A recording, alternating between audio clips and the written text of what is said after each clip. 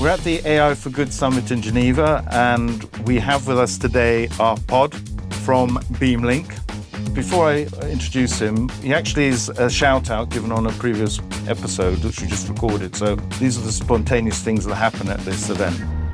On Digital Talk, we spotlight entrepreneurs, leaders, and innovators using digital tech and telecoms to drive global impact in a changing world. Uncovering the unexpected, spotlighting hidden gems, and sharing inspiring stories that shine a light on the most transformative corners of our industry. Welcome to the podcast. Thank you very much for having me. So do you mind explaining a little bit more about yourself and the project you've got? Yeah, so I'm from the US. I'm an engineer. I serve as the co-founder and CTO of Beamlink. We've been working since 2017 to basically bring wireless anywhere through building small cell towers that can be deployed in minutes. Before this, I was actually an aerospace engineer working on satellite communications. Okay. And so what made you come up with this idea? If you say you're working on a previous total different industry in a way, and how did you decide to spend your time and energy on this project? Our inspiration was two hurricanes that hit the US, especially Hurricane Maria, that devastated Puerto Rico and knocked out most of the internet access for 3 to 4 weeks. And we saw that a major issue was that cellular networks were the first things to go offline, even though that's when people needed them the most. That inspired us to try to build something that could build cellular networks much more quickly and much more affordably. Today's episode is sponsored by IFG Consulting Europe, who help operators to tap into technologies to accelerate digitization of the network, drive revenues, and reduce costs by championing promising software providers. Go to ifgconsultingeurope.com to find out more. So can you explain a little bit more where you are with the project and what you've built? Sure. So what we've done is released our first product to the market called the Bentocell. This is a small cell tower that can be set up in just minutes to provide 4G and 5G coverage in the most remote places and even in temporary situations or emergencies. So we've deployed it in 3 places so far, the US, Micronesia, and New Zealand. Okay. And 2 things you'll need as a cell tower is backhaul and power. So how have you solved those two problems?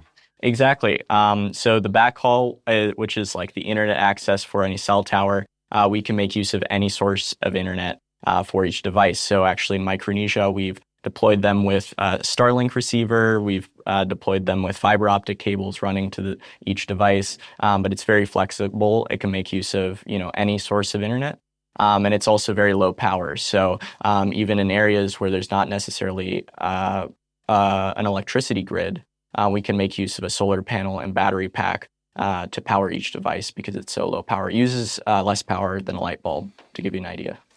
I'm thinking of other, RAN sites and the complexity behind it. Are we as far as plug and play here, pretty much?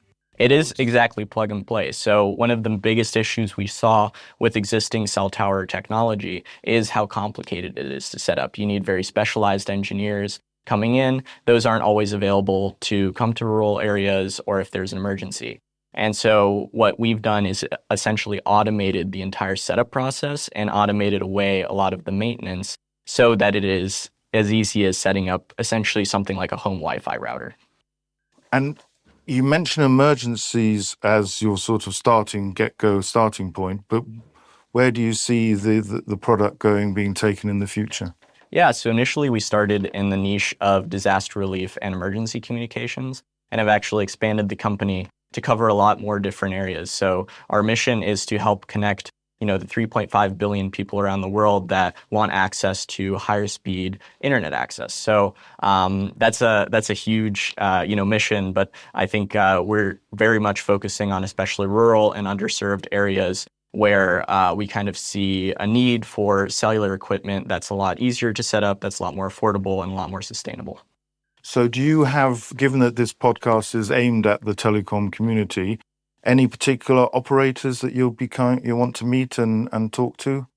Yeah, we are always looking for new operators to partner with. I'd say our focus geographical areas are the Pacific Islands and Africa, as well as the US currently. That way we can kind of have our resources in the right geographical areas. So we really are looking to talk with other telecom operators that are facing these issues of difficulty and complexity of the equipment, especially expanding into rural areas, which we can partner together with to deploy internet access to these areas. So would this work well? Is the technology like O-RAN sort of technology? Or, let's say an operator's already got Ericsson or Nokia, or one of the big other operators or vendors are out there, of course. But, does it sit alongside, or is it the idea these are sort of standalone sites, which basically, of course, are not, let's say, interfering with the sort of mainstream RAN deployments? Our philosophy is that we want to be able to build standalone deployments. So you can use a Bentocell and build an entire cellular network on its own if you'd like to. But our philosophy is also that we want to play well with others. And so we want to be able to integrate into existing networks, especially if they have other equipment set up. And so we have this philosophy because we want people to be able to set up networks very quickly and not kind of get in the way. So it's possible to set up just one Bentocell by itself, but it's also possible to set up hundreds in a network that already has existing equipment as well. And I think you said it's sort of self-optimizing, right? That was one of the nice features of it as well, right? Exactly. So the entire setup process is automated, and as well as the maintenance is automated. So what that means is if you set up new towers, you often have to go in and kind of change the settings, optimize the network, maybe change around what frequency each cell tower is located on. That's a lot of manual labor that currently happens, and it's very expensive because you have to pay engineers to do this. And so we use AI and machine learning algorithms to actually improve this process by taking feedback from each of these towers and the users in the surrounding area to improve the settings over time. And this happens automatically. You don't have to lift a finger. Fantastic. That's advanced technology. Also to see that in the RAN area, which I know is a very complex area indeed. Do you have any sort of real life examples of how your technology has made a difference to people? Yes. So one of our first deployments was in the Federated States of Micronesia on an island called Yap.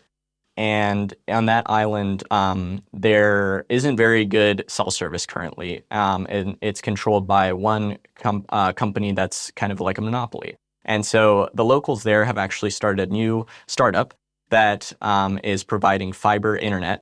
And in the last 2 years, they've also tried to provide an LTE network. This company is called iBoom Telecom.